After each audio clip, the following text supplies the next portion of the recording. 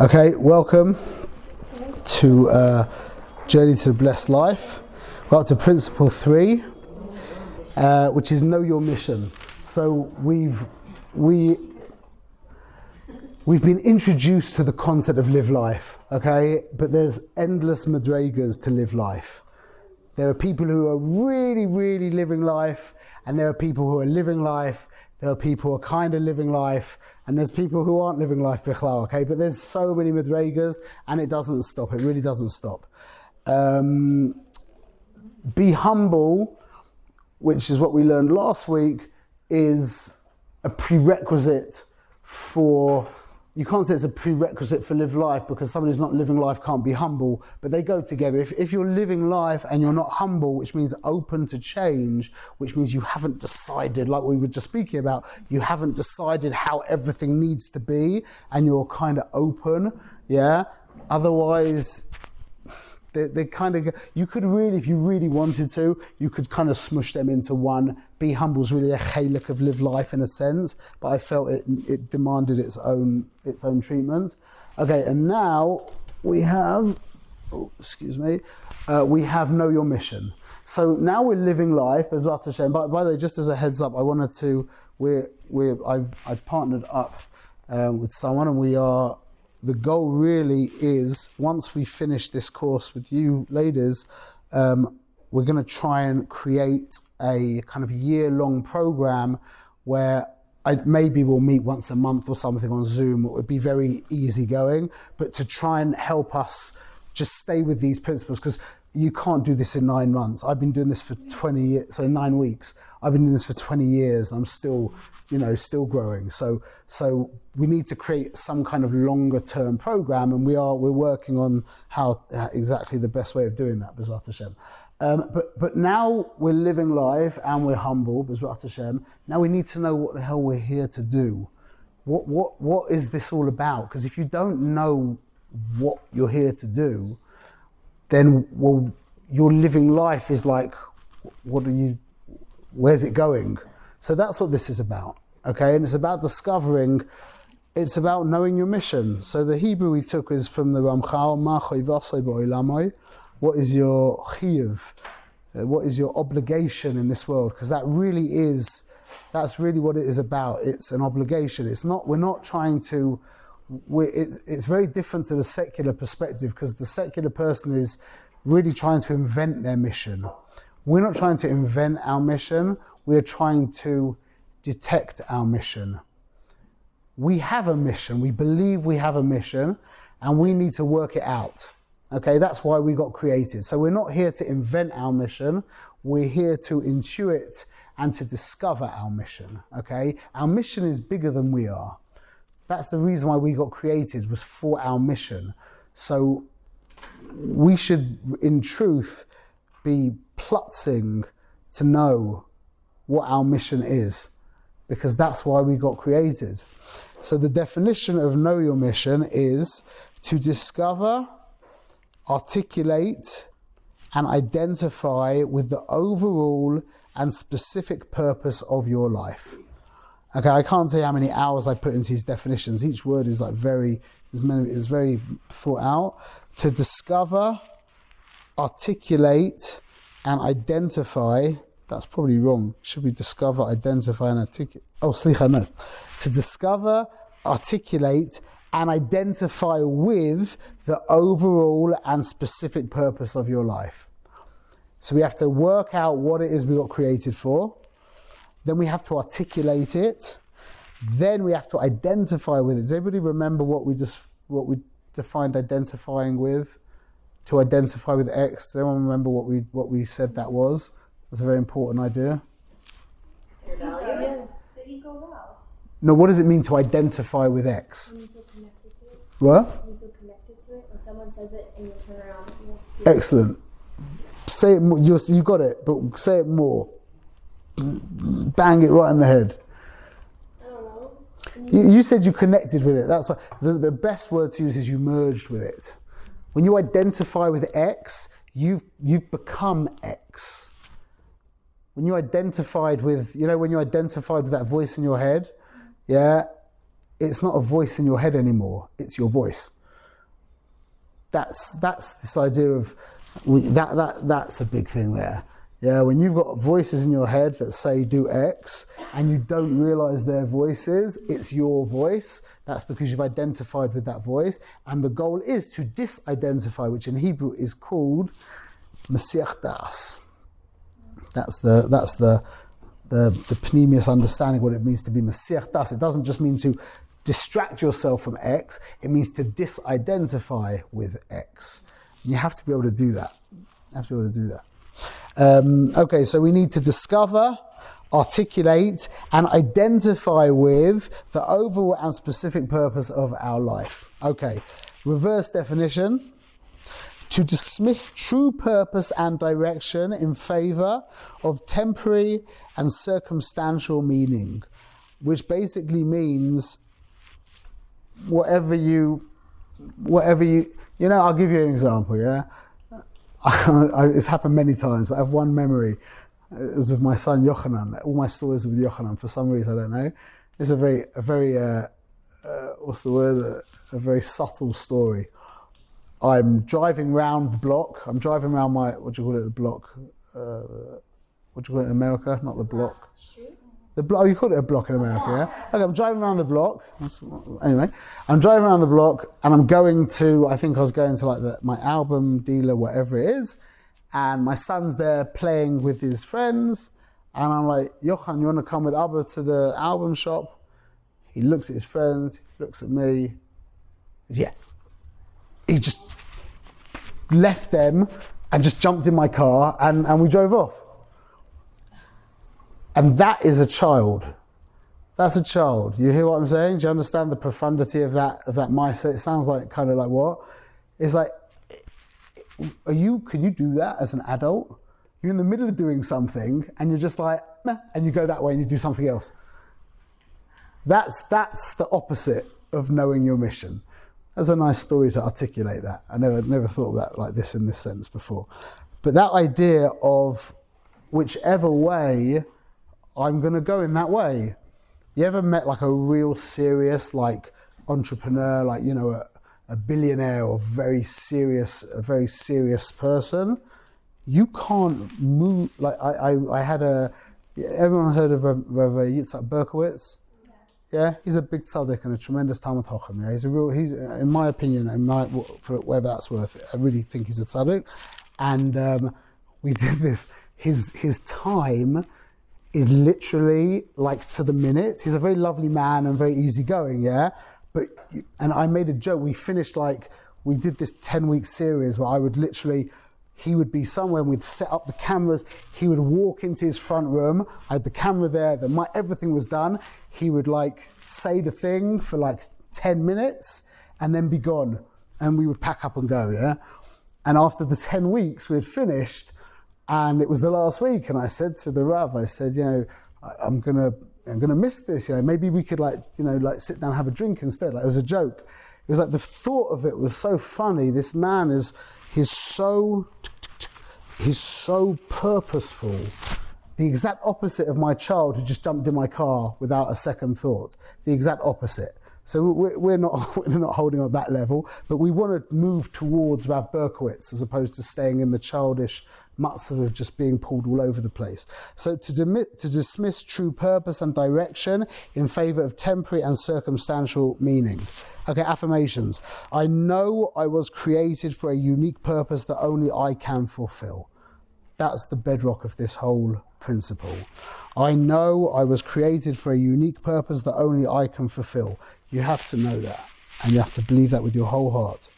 No matter how impressive you are, no matter how unimpressive you are, no matter what kind of koiches you have, no matter what kind of resources you have, no matter how big you are, how small you are, every single person in this world has a unique purpose. Okay? Without recognizing my deepest values, my life is without meaning and direction. Without recognizing my deepest values, my life is without meaning and direction. Affirmation 3, I am committed to discovering my unique mission and articulating it with precision and clarity. Okay? Know your mission is where we really ask a lot from you from this one. Yeah, this is where the two big practices of the blessed life journey, whatever you want to call it, this is the big ask. Okay, we'll get to, I'm not going to say that right now. Can someone say loudly the first half of the expanded affirmation? Someone take the... Just loud, yeah, loud. I know I was created for a unique purpose that only I could fulfill. I am not an accident. My existence has meaning. No one else can bring to the world exactly what I can. My talents, challenges, and experiences shape my mission, and my relationships are an essential part of it. The people in my life are not random. I am uniquely positioned to impact and uplift them just as they shape me. Beautiful. Number 2. I do it. Without recognizing my deepest... Louder. Without recognizing my deepest values, my life is without meaning and direction. My values are the compass that guides my journey. Without them, I drift aimlessly, reacting to life instead of shaping it. By identifying what truly matters to me, I gain clarity and purpose. My decisions become intentional, my actions meaningful, and my life aligned with personal mission I am meant to fulfill. Beautiful. So it's like, this is the point, is if we're living life but we don't know our mission, it kind of like, well, what are you living, what life are you living? It's like you're living, but it's not really life. It's not the same as not living life, but like, where are you going? Where are you moving towards? You have to have a direction, at least, maybe even a very specific goal, but at least a direction. Okay, number 3. I'll read. Number 3. Loud. I am committed to discovering my unique mission and articulating it with precision and clarity. My life has a purpose, and I refuse to live passively. Beyond the shared national mission of Klal Yisrael, I actively seek to uncover my unique mission, refining my understanding through learning, reflection, and action. By writing a clear mission statement, I anchor my purpose in words, making it a guiding force in my life. I commit to living by it daily, aligning my choices with my highest calling. Shkoyach. So, what I do want to emphasize right now is, I always give the example of Rav Noach Weinberg Zatzal, who built Aish Torah. Yeah, Aish Torah is a big part of Olam Hazeh. Yeah, he had a very specific role in this world. A very specific. I feel now in my life, I'm 46 years old. I feel now I have 46 and a half actually. I feel now that I have like a very specific goal now. But that's only become apparent literally since I met Yo, literally since 2 years ago, where I kind of understood like a very specific thing that I'm doing. Until then I was very purposeful, but I was a photographer and I had all these kind of learning projects and gave over a little bit and this and that, but I knew really what I shouldn't be doing, and I'm just learning and I give this story over when I was in LA about a year ago.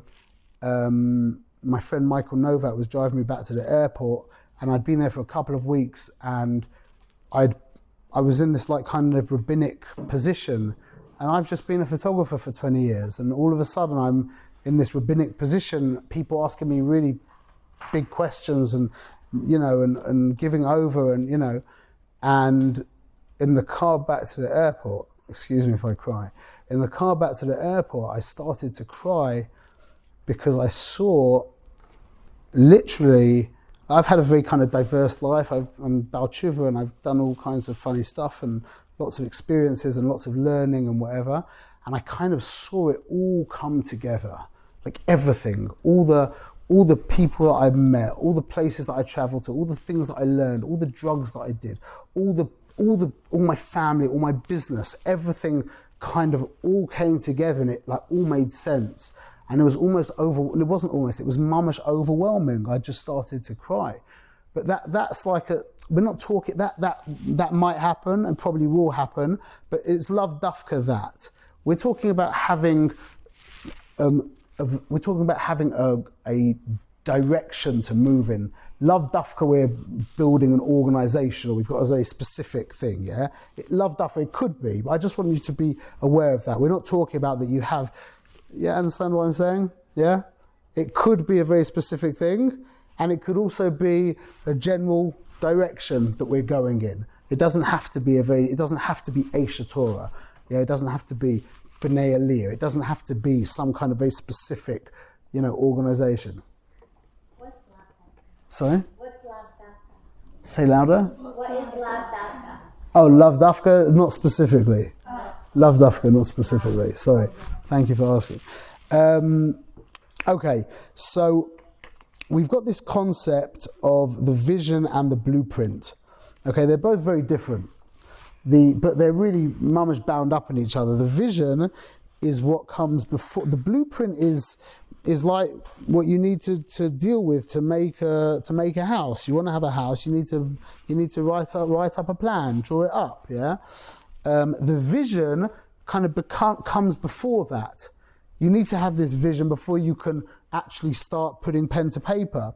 But you realize that the vision and the blueprint, they kind of lead into each other and what's the word?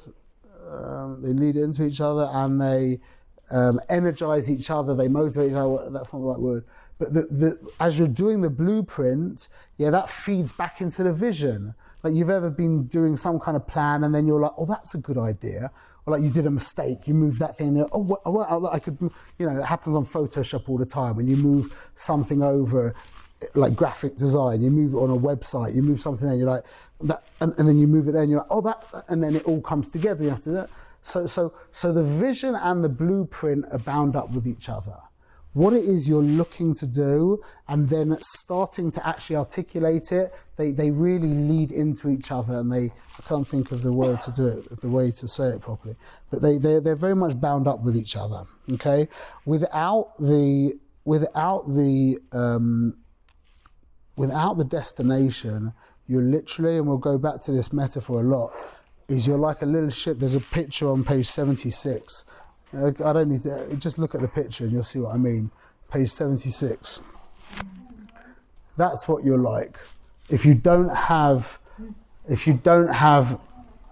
some kind of mission, you're like in the middle of the ocean.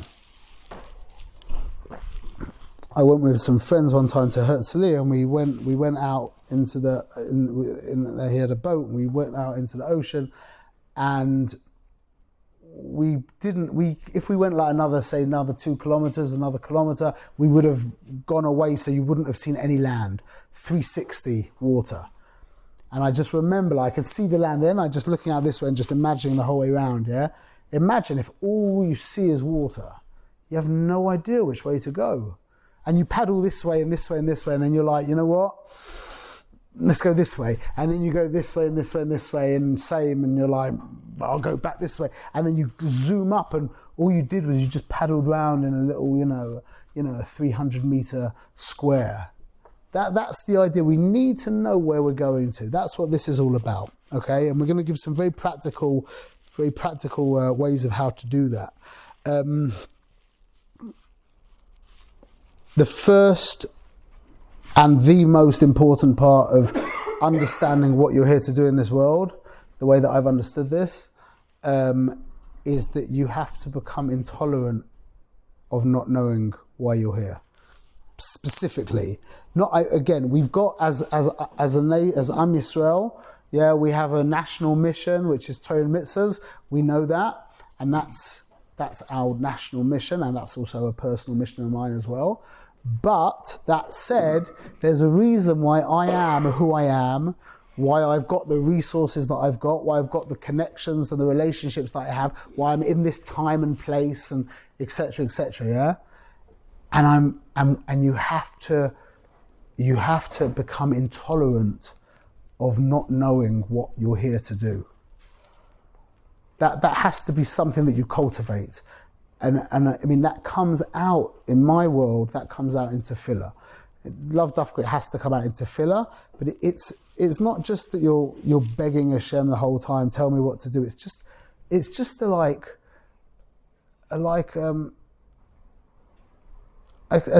an intolerance of like, why did you make me? There's two ways of asking, why did you make me? Like, why did you make me? Yeah? Or like, no, why? Tell me why you made me. tell me why you made me. And that's the foundation of this whole thing. So we're going to give some very practical things to do, but that is the most practical thing to do. I've actually given you a tefillah. I just wrote this out, okay? A personal prayer, it's page 77. A personal prayer for discovering my unique mission. I didn't write it down, just I wanted to try and help everyone as much as possible. So I also wrote some very personal things here just to help. So you'll see.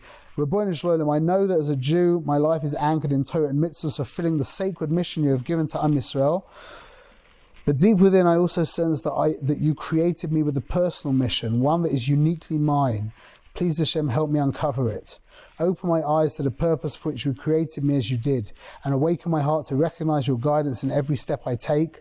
Guide me to the people and opportunities that will enable me to fulfill this mission you created me for. Grant me the wisdom to recognize them, the courage to embrace them, and the strength to overcome any obstacles. May I walk this path with clarity, purpose, and unwavering trust in you. Bless me with the resources, inspiration, and simcha to fulfill my mission, not just sufficiently, but in a way that brings you the greatest nachas.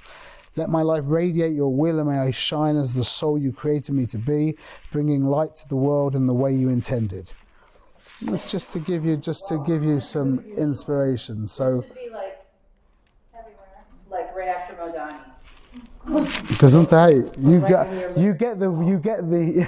you can cut and paste from the seed. So do what you want with it. Because hate. But I like the fact that the word intolerant was not in it. Oh, you don't like the word intolerant? No, but I don't like the word intolerant. That's what I'm saying. I Yeah. appreciate the fact that it was not Okay. in Good. it, Okay. Yeah. because it's not such a positive word. I'd rather you say Yeah. perpetually searching, but perpetually Yeah. I hear that. seeking. I appreciate the that. intolerant thing, it sounds like we don't want to be intolerant. Yeah, no, I agree with you. I meant it in that way of like, I need to know. I can't move without you telling me. It's like when they say there's a plant that's called the wandering Jew. I relate to that as being that perpetually searching for what's your purpose. That's interesting. You wander around the world like Hashem told me. Oh, the wandering. What did you say? A plant? There's a plant called the wandering Jew. Oh yeah. Not wander, but wander. Yeah, and to walk around. Well, it's a plant that probably grows everywhere, but to me the connotation is as a Jew going around the world looking like Hashem, tell me what I'm here for.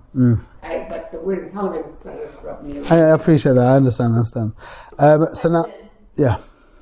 Could it be that a person's mission in this world is to do something that isn't necessarily viewed as positive? Like, can that be a person's mission? I.e., I'm thinking of a friend who got divorced. She had to get divorced. She was married to a crazy man.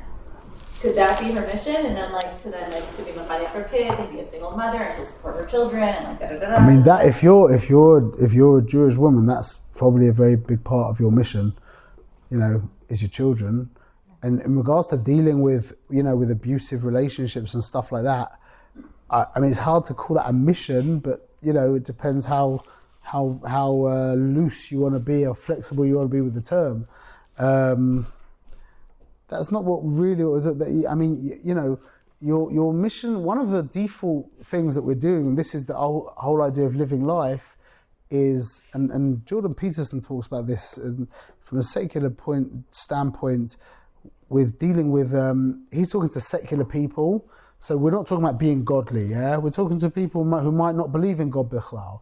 He says what you can do in very difficult, painful situations, like situations of grief, where people are nifta or very difficult, medical issues, whatever it is be the backbone for everyone else. Be that person who stays standing. And be the strength for everybody else. Don't crumble. Don't give up. Don't throw in the towel. That's not just for you. That's probably the best way for you as well. But now that brings actual meaning to the terrible tragedy that no one can work out why you did this, Rabbeinu Shalom. How dare you? Why? That's what Manis said by the Holocaust. People say, why did Hashem kill 6 million of us? He said, you want a reason for that? You want me to make that okay for you? That's something you should be intolerant of. that you shouldn't want to know. There can't be a reason for that. I don't accept there's a reason for that. I believe you're good, but I'm not Makar. I don't want to hear the reason for that. That should remain unacceptable. You with me? So these crazy things that happen, it doesn't. There's gums in a tova and fine, but at the end of the day, there has to be the human aspect of like, from my perspective, I understand there's a big perspective, but from my perspective, I'm not accepting that. I'm not rebelling against you, and I'm not. But I'm struggling with you, Ribono Shel Olam. And to be the person in that crazy situation who stands and who's oimed it, that brings meaning to yourself and to everybody else as well. So again, that could be a part of the mission, is to be able to stand strong in turbulent times and to be that pillar for everybody else. It's very, everyone has to find this out for themselves. And this is as important as what we just said about developing your own. Maybe you're conscious about intolerance now. I'm not going to use the word, but developing your own need, this need to know why you're here, is the question that comes up. Is like, Ribono Shel Olam, why not just tell me outright?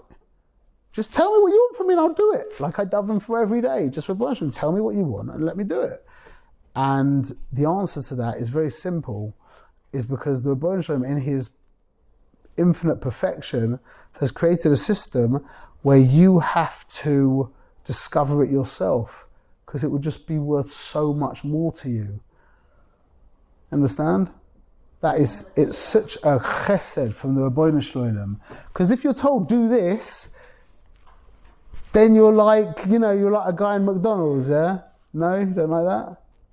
No, because Hashem didn't have to make the world operate in that manner. He could have made the world operate in a manner where it was equally as fulfilling if we just got it out right. Okay, but he didn't. But he could. He could have done whatever he wanted. We're supposed to believe he made the world exactly the way it's supposed to be. Yeah, so that's how it is. So when you give a guy, you give a guy who loves fixing, got a kid who loves again, Yochanan, he loves fixing, he loves fixing. You put him in a room with a hammer and my power drill and some screws, and you walk out and he sees there's a door broken. You'll come back, the door will be fixed. And it will be fixed better than if I said to him, Yochanan, fix the door for me, please. He said, it'll be fixed. That's the point, is work it out and it becomes yours. It becomes your mission. It's the difference between an entrepreneur who's building this company and a guy who's working, in Office Depot or something. Incomparable. Okay, I'm a little bit embarrassed to share this, but I'm gonna share it. So I knew this part was coming because my husband took the course and he said, your mission is coming. But your husband's Yo, yeah? Joel, yeah. So I've been thinking about it for a few weeks, and my life has a lot of pressure. There's a lot of pressure on me. His life, your life, yeah. My life has a lot of pressure. So thinking about my mission started to get me very anxious. And I came to a place like 2 weeks ago where I'm like, well, my mission is to make my life more peaceful. Less mission-y. More peaceful, let's just say. So even like this course, I could get like very brainy and like start to try to, like the course could give me a lot of anxiety because there's so much material and I'm supposed to like, how am I supposed to do all this? How am I supposed to know my parent? Like I keep having that, and then I just keep saying your mission in this course is to just be easy. Is to just be easy. Yeah. So I've been taking this course. That really, but can I just say on that? It's not to be easy. It's to be as effective as you can. Like I could say to you, look, you've got this mission. Why don't you stop sleeping for 6 hours, 8 hours a night? Sleep for 3 hours a night, and you're going to have so much more time to do what you need to do. And you're like, no, I'm going to break down and do nothing. That's what it's not that you want an easy life, it's you want to be as effective as possible, but you know that the way you work is you need to have things that you need to be able to deal with stuff in a more like easygoing way. So you hear what I'm saying? So it's not that you want an easy life, bichlal. You want to accomplish what you got created to accomplish. You just know that just like good nutrition and good sleep and good exercise and positive thinking is going to help you do that, you need to have it like, you understand?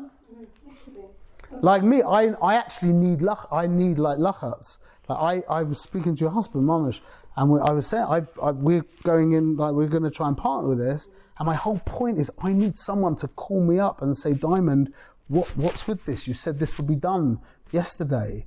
I want that. So it's everyone has a different kind of dynamic. So it's not that you want an easy life, bichlal. You just know that part of your fuel that you need is you can't have people saying da da da da da. Whereas I work a little differently and I do need people saying da da da. You understand? Because I actually do work better with comments. You do want what? I do work better when there's pressure on me. The goal is really how to deal with lachas. That's the next, do what matters is about that, because you do, it's interesting, the word hatzlacha, the shoresh of hatzlacha is lachatz. you need, it's the same letters, You need to, it's not about having enough to do, because that never works, and it's never like that. You either got too much or not enough. There's no one in this room who's got just the right amount of things to do. Everyone agrees with that statement? Everyone feels they've got just the right amount of things to do, or they've got too much or not enough. Yeah? The goal is to be able to manage that. You know? That's the goal. So that when there is lachatz, and to be able to say, no, it's like the guy in the makolet. You have a makolet near you? We have a makolet near us, yeah? So the guy is there, Yechezkel, and he's like, Rega, and you're like, he's like, what? And and he can deal with like 300 people in a space of 8 square feet, all holding different packages, saying stuff in 3 languages, and he's just, it doesn't matter. He just deals with it. Well, that's how we need to work it out. We need to be able to filter, you understand? That's the goal, is not to have lachatz, it's just to be able to process it correctly. Okay. The mission statement sounds like anxiety. It sounds like a lot of pressure to find that, that like right now I'm a mother. That's where I'm at. But what does that mean though? I'm not asking you to answer that. That's an important question to answer. What does it mean to be a mother? That's something that needs to be thought about, That is something that needs to be thought about. And I'm telling you, it's amazing. If you start thinking about it, things will open up and you'll start seeing your role in a different light. And it will make a big difference. Don't look at this as another school project, another thing I'm dealing with. Don't look at it like that. This is like giving us life. This is allowing us to breathe. It's not constricting our breathing. You with me? And if it is, then you have to reorient shift your paradigm, exactly. So I have a question for you. We were talking about our unique value in this world, but being a mother is not a unique. To your kids it is. But what about to yourself? It's really, half the world is a mother. No, I understand. You're not a mother to your kids. Yeah. That's not the right. Being a mother is not. That's one of the tragedies of our generation. Is people thinking it's just so ridiculous. People thinking that being a crackshot lawyer is more choshev than being a mother. I'm not saying you're thinking that, but just the whole inyan of mother, like that's without any doubt, that's going to be probably the ikka of your mission, without any question. But that has to be discussed, because different women have got different koichas. Some women can sit there and read stories to their kids for hours and hours. Other women can't stand reading stories to their kids. Yeah, so you have to work out who you are, what you can give to your children, what you can't give to your children. That's what the idea is refining. Like we just said, well, I'm a mother. Well, what else? But that refining that actual Do you understand? Breaking it open and understanding what does that mean? What do I have to bring to my children? What is it that I'm here to do for my children? To say I'm a mother, yeah, well that's okay, but now, and, you know what I'm saying? But that's, so it is unique. It is unique. It's not like putting on tefillin. Putting on tefillin is I put on tefillin every morning. That's a chalik of my life. And that's mitzvahs and so, but that's not like being a father. Being a father is something that I really bring my own uniqueness to. Putting on tefillin, I maybe wrap them in this way or that way, but it's, you understand, there's no uniqueness to it. Shuckling a lulav and esrog, there's halachas of what to do there. But being a parent is much more creative. You there? Okay, so. Can people have multiple time missions in life? Over different time periods. Excellent question. Yeah, 100%. And you're young. You're like 17, 18. Yeah. So like you'll go through kufas in life, periods of life where you'll be doing this, and you, as long as you're not like playing on TikTok and watching YouTube. I can be both 17. Hmm? I do other stuff other than scroll. Let's just start off with that. Scrolling is a hobby. You know when you're not aligned, you can be rest assured that YouTube Shorts isn't part of your mission. Yeah, I'm just saying. So if you can start working out things that aren't your mission and start slowly cutting them out of your life, then what will happen? This is an important point. Is you'll start acquiring skills. Yeah, you're only 17. If I went back to my life when I was 17, instead of just, I mean, it's all hashgacha, yeah, but I was, you want to hear what state I got to when I was 19? I hope my wife's going to be embarrassed here. Yeah, I didn't actually say it out like this. I was so addicted to marijuana, yeah. I'd screwed my mind up so much. I remember sitting in a room at university with my best friend. My best friend from, we were like 0 with each other, yeah? 19 years old, sitting there looking at him thinking, what's your name? What's your name? That was the level that I went to. I'm not joking. I remember that painfully. Yeah. So that kind of, if I was now went back, yeah, and I would be studying, I would have a allotted time in each day. I'd be learning about AI. I'd be learning about video editing. I'd be learning different. Imagine what you could be by the time you're 30 years old. You could have people begging you, throwing money at you, or fixing. You know what I'm saying? So at this point, you don't know what you're going to be. You don't even know what you like. You haven't seen enough stuff. You know? At least for school, at least you didn't forget how to speak. Say again? At least you didn't forget how to speak. Like, imagine, like... I didn't forget how to speak. I mean, that was one story. There might have been other stories why Tucker did forget how to speak. I've got pictures. I took the first selfie because I had a camera with me well before digital cameras. I had a little, like a professional, but like a reportage. And I've got a series of pictures where I was... You'll see, they were literally the first selfies that anybody must have taken in like 1998 or something.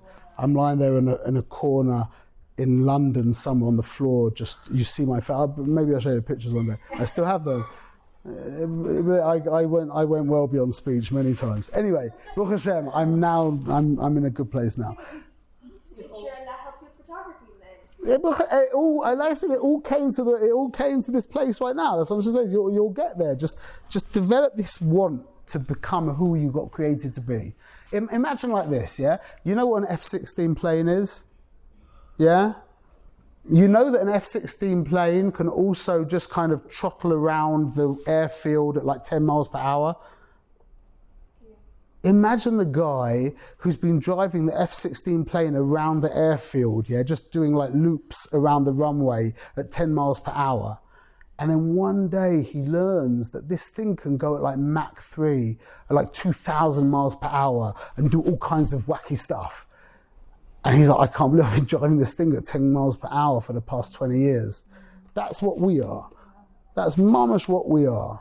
If we just pull ourselves together, we'll blow ourselves away with who we are. We'll blow ourselves away. Is it better And everybody else. Is it better to start with small goals? So you Yeah, 100%. Start with teeny goals. We spoke about that, making and keeping promises. That's the beginning. Making and keeping promises. Just read the thing every day or watch the seed. That's also a promise.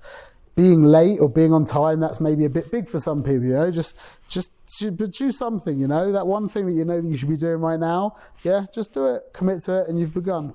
Okay, we're running out of time.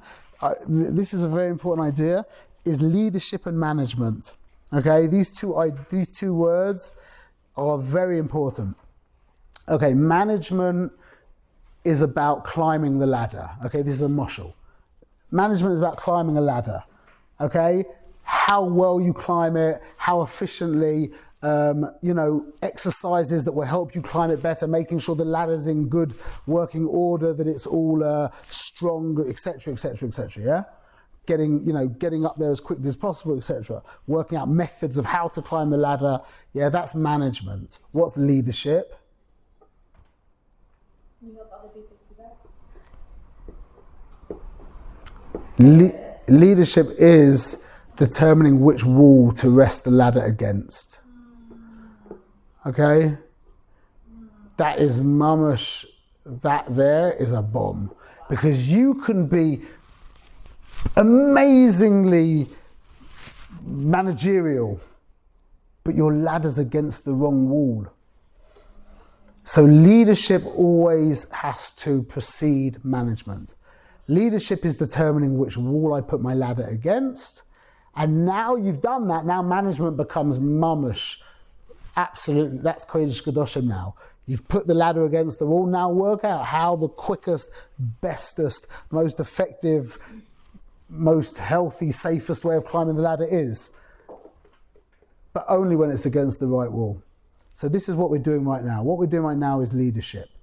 Personal leadership, working out which ladder we want to put which wall we want to put the ladder against, and then do what matters is climbing the ladder. So this is leadership, this is management. Okay? We're trying to work out which wall we want to put our ladder against, and do what matters is going to be how to climb the ladder. Okay? So we'll get into that in the seeds, and you can read that up for yourself as well. There is a danger in our generation, a terrible danger, which we spoke about just now, which you could call YouTube Shorts. Yeah, you could call it whatever you want, which is something that the old generation never had to worry about. And I think that I think it's going to be a terrible thing, that there's never been a period in history when it's been so easy to waste time, like in the most profound sense of the word, you know. And I wonder what that will look like to people who've spent decades of their life looking at the most stupid things they could ever imagine. And you turn around at the end of your life and you're like, wow. That means you didn't put your wall, you didn't put your ladder against the wrong wall. You didn't put your ladder against the wall bichlal. That's only been available to us. There's never been such an option before. Put it against the wrong wall, but not put it against no wall. Yeah. This is also before your generation, that there's TV and video games and movies, and people would spend hours and hours. Yeah. It's kind of cranked up. But you're right. I also spent a lot of time playing computer games when I was a kid. We wasted a lot of time. Believe me, we wasted a lot of time. It's a waste of time, not just entertainment. But what? It's entertainment. Yeah, but also with when I was a kid as well, I was with friends and we were like doing stuff and we were like having adventures and stuff. You know, we had crazy adventures when we were kids. Like when I went back to India, I went with Dina to India a year ago. I went when I was 19, yeah, and I took Dina for a week just now, and we had a telephone with us this time, a smartphone. When I went there, 25 years ago, there was no such thing as smartphones. And I realise now that you can't have an adventure anymore. I got in so many adventures because I didn't have this device that told you exactly where you are when the bus was coming and everything. I didn't know anything, and I got into adventure after adventure after adventure. And I realized now there was just no adventure. There was no adventures left to have. It was very kind of depressing in that sense. So there is a difference. Nowadays, you can just watch silly things for so long. Like in the old days, even like when I was a kid, the old days, there was, it was with friends, and it was more of a, you know what I'm saying? It wasn't as nothing as it is now. It's not nothing. I feel like that also nowadays with social media, there could be lots of creativity. So, Find lots of music. so Why is it always listening? you get the idea, yeah. I just know, like, for me, like, when I used to watch a lot, we just didn't have so many boundaries in our house, and, like, I would watch a lot of TV and whatever I wanted, and, like, I don't watch movies anymore, but I do, like, try not to, but I, like, will go on YouTube Shorts. I, for certain, believe that it does something different to your brain. Oh, for sure. I mean, For it's sure. definitely, like, for sure.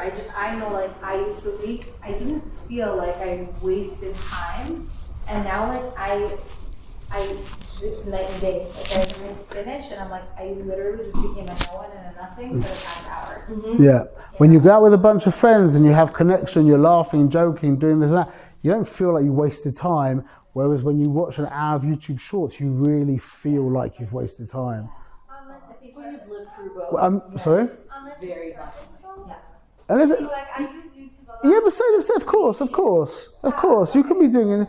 And even after a crazy day of work, to sit there and watch YouTube Shorts for 20 minutes, 15 minutes is also fine. In fact, maybe it's very good for you. Again, understand everything. But we know that when you're in the middle of your day and you should be working, you can be working, you should be with the kids, or you should be doing this, and instead you mamish fall down the YouTube, yeah? Exactly. Everyone knows that. Okay, so this is. I'm not going to read this. Okay, this is the big. This is. I can't stress how important this is to do. Is to write your own eulogy, to write your own hesped, and this isn't a negative, kind of pessimistic thing at all. This is what you want X to say at your levaya. This is what you want to have achieved. So I'm not going to read this because I get very emotional when I read this, and I spoke out my wife. I didn't really want to put this in. I didn't want to put this in the book at all. Yeah, I'm not like that kind of person, put everything out. The reason why I did it is on page 82. The reason why I did put it in the book is because I thought it would help people do it themselves. I actually wrote in here that I wrote, it's on page 81, below is a copy of the eulogy I wrote in 2013 for the perspective of my wife. If I were you, I might read it once or skip it entirely until you've written your own. Why? Because this exercise is meant to be deeply personal. It's a chance to step back, reflect, and uncover what truly matters to you, your deepest values, desires, and aspirations. Reading mine may unintentionally shape your thoughts or steer you off course. Let your voice come through first. So I don't even know if I read. The benefit of me reading it out in the class is because you don't remember it and you just get a feel, yeah? So maybe skim through it quickly, but do it yourself. Are you saying the aspect that you would want somebody to write about you? Yes. Or something that you can write about you as you are now? No, absolutely not. What you want to be. What you want to be remembered for. And nobody wants to be remembered for YouTube Shorts. No one. Nobody even wants to be remembered for their business. Like, it's amazing. No one cares. Oh, great! You built 14 companies and you earned $1 billion. People don't want to be remembered. It takes you know what I'm saying? It takes like a corrupted mind to want to be remembered for how big my property portfolio was. You want to be remembered for helping people, for being a kind, considerate, loving person. That's and doing this. I'm telling you, you'll cry. I cried the whole way through it, I think.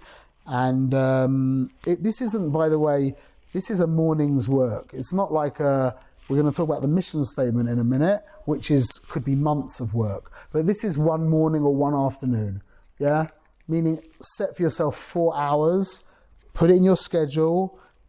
Don't take your phone with you. Either your phone is off or in a different location. No one can contact you, disturb you, nothing. Make this date for yourself. Please do this for yourselves. I can't tell you how important this is. What's your name, by the way? Noah. Noah. Yeah, go on, Is Noah. it for it to be positive so you can try to achieve that? And also, which perspective do you write it for? Which perspective? So I wrote it from the perspective of my wife. You could write it from the perspective of a parent. You could write it from the perspective of your best friend. You could write it from the perspective of your future husband. You could write it from the perspective of your future children. You can write it from whoever. You know who you could even write it from the perspective of? From the Ribbono Shel Olam.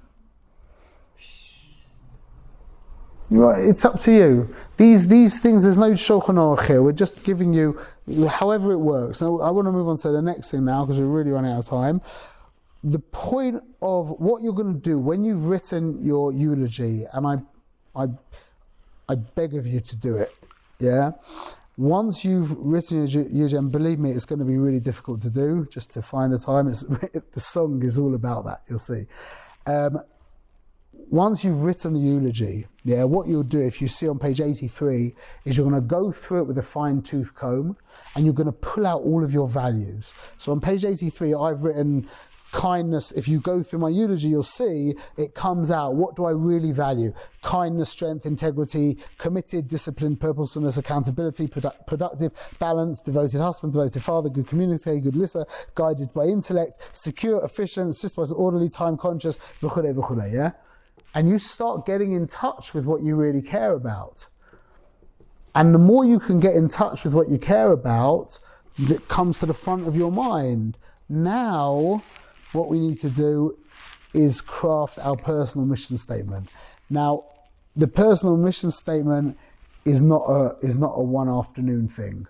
The personal mission statement is a short long-term project or a long short-term project, however you want to define it.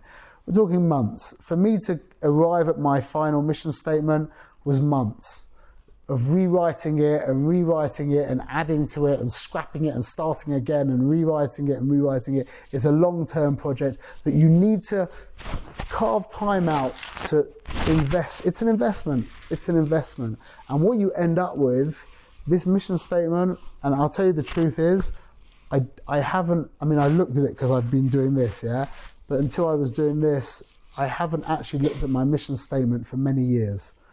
Why? Because I became my mission statement. I read it so many times, I didn't need to proactively live my life. I've forgotten it now, but it's on page 87. To practically choose to selflessly dedicate my life, the life I have generously been given to serving my Creator in this confusing and deceptive world, as detailed in His Torah, using as my compass limud emunah pshuta seichel tefillah boidus sichos chayim ve'emunah sachamim. To recognize that my primary commitments are to perfect my thought, speech, and action, using prayer and relentless and consistent effort. To build and experience a real relationship with my wife by the giving of myself to her and loving her, no thing about her. To educate my children to choose good, primarily by way of example, and to inspire all I come in contact with to be and do their best with humility. Okay, that was my mission statement that I read multiple times a day, every day for many years. And it's just me now. That's just what I do. I practically choose to selflessly dedicate my life. And that's it. That's what the mission statement is meant to do. It's meant to become, that's the part, remember we mentioned about identifying with your mission? This is the idea. Is write it out, refine it, perfect it, whatever, and chazar it again and again and again and again and again. Every day, read it a couple of times every day.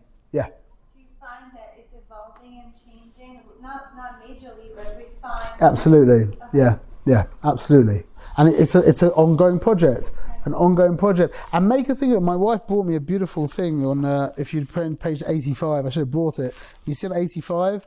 It's like a kind of like like trophy kind of thing. You can't really see it, but that is my mission statement. It's on my desk, you know. And that's what that was lovely that she did that for me.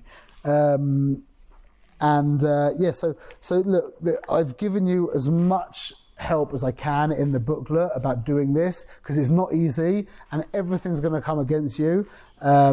But I've like I said, I've tried to help you as best I can. Now there's also the Inyan. I've also included this on page 86. Between the hesped and the mission statement, at some point they must be merging, because one you're defining what you want to be, and one you're defining, how you plan to go towards it. They're the same project. The hesped will morph. The hesped is going to give you the chomer to write your mission statement. You can't write your mission statement without having done the hesped first, because without doing the hesped, without really imagining, imagine the way Covey talks about it is he mamash says, imagine your levaya. There's a casket there with all the people around, and then you see at the podium is your whoever, and he said, really imagine it. And I did that. I remember I did it in Uman actually. I just cried my eyes out. But that will help you get in touch with what you really value. And then it's a hop, skip and a jump, a bit of thinking, a bit of working out and this and that. And then your mission statement will start to form itself. I have a question again about the eulogy. Do I do it for myself now as like present? No, the point of it is what you want to be. And you could say, she was a wonderful grandmother. She was always, you can go that far. You can talk about how you were as a mother. You could talk about how you were as a wife. You could talk about how you understand? Okay, and for the core mission, does it change significantly throughout life? So that's Mrs. What was your name, Mrs.? So Rosenbaum. That's what she just asked. Yeah. So yeah, it morphs, and like I said, you'll get to a point where you won't need to look at it anymore because you've just become it. You are your mission. That's what Rav Manis, my Rebbe, says is transforming from being what you are to being why you are. When you become why you are as opposed to what you are, you're in a really good place. That's what we're trying to do. Rav Manis Friedman. So page 86 we did for the family. Also, you can have a family mission statement. That's good fun. Okay, we should probably write a next one. The last one was 2019, so maybe we'll do that. But that's a lot of good fun, and that really added a lot, I feel, to our family. And that was up in the main room as a big picture. Basically, we've really done. We listen to the thing now. The music, which is one of my favourite songs. But this is the 3 steps of really what you're doing. Is first you need to write your eulogy, which will clarify your values. Yeah, you'll start to really think into what you really care about. Okay, once you've worked out your values, now think about what your passion is. I've given 3 questions. What activities make you lose track of time? Okay, what issues or causes ignite your enthusiasm? What would I love to do even without recognition or reward? Ask yourself those questions and don't just think. And we've all got answers to these questions. Sit there, think there with a pen and paper. You've got on page, I didn't do this. We're not going to have time to do this now. On page 93, you've got notes to write. What I was meant to do, I didn't do this. I did this at the last class. Is the way we began this class is I made everyone write the first line of their eulogy. So we didn't do that. But maybe when you go home tonight, before you go to bed, just write the first line, because that's going to be the most important thing. That is, the most important thing always comes to the surface first. And then after that, it's like, other stuff's going to come. But before you go to bed, on page 93, just write the first line. It'll take you 2 minutes. Write the first line, and then you've begun, and you're in a good place. Where were you reading those questions that you just said? That was on page 84. 84. At the top of page 84.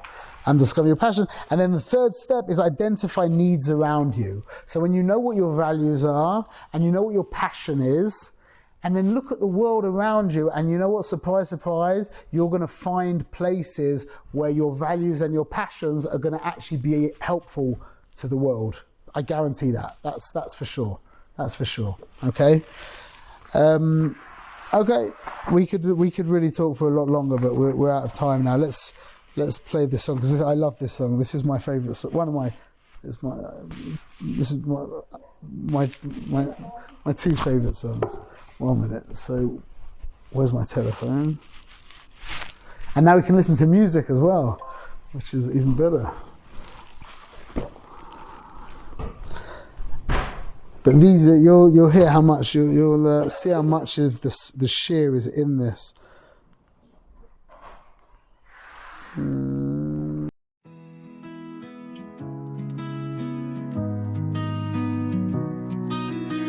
You didn't just appear, you were made with intent.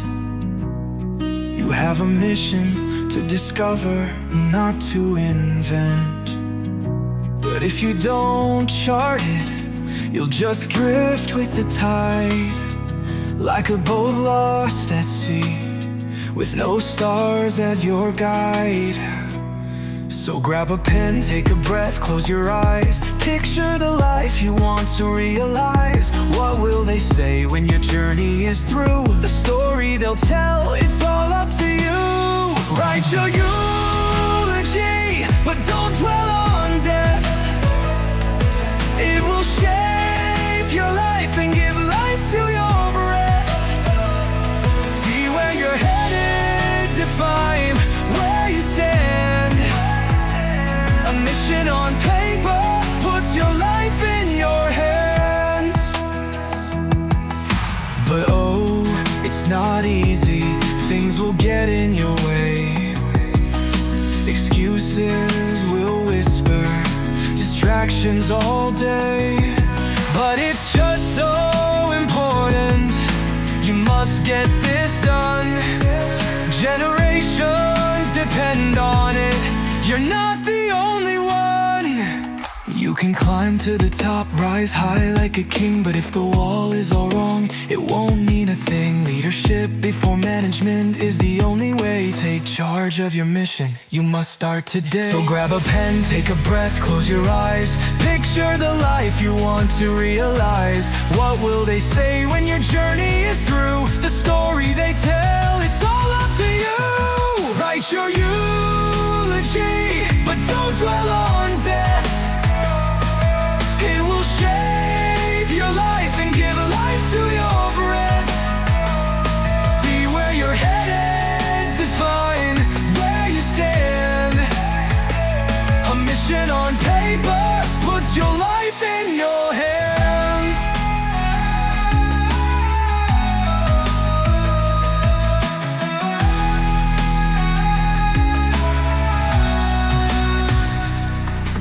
Hashem won't just hand you your mission outright. He wants you to discover it so you'll treasure it right. You must pray, you must long, you must search, you must trust. The answer will come, stay patient, don't rush. So write it, refine it, and do it